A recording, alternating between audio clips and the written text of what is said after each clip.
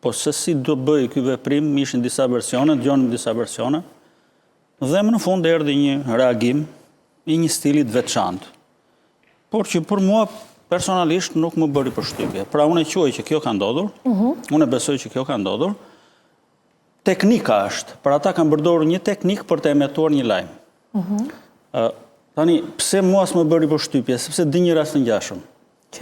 Që në kohën kur para se të fillonin mbështetja amerikanëve ndaj UÇK-s në vitin 1998,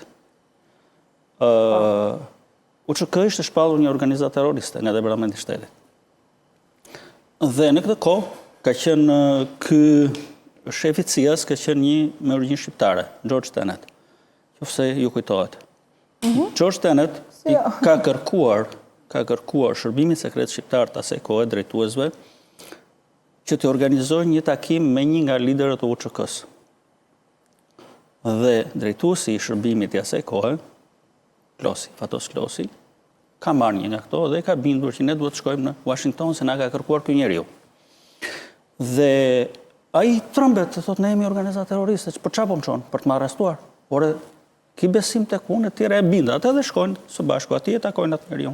Dhe ai thotë që juve keni mbështetjen tonë, politika amerikane ka ndryshuar totalisht, keni mbështetjen tonë. Dhe ky thotë, kjo çkesore zotëri, thotë këtij Tenetit, ne jemi organizatë terroriste akoma.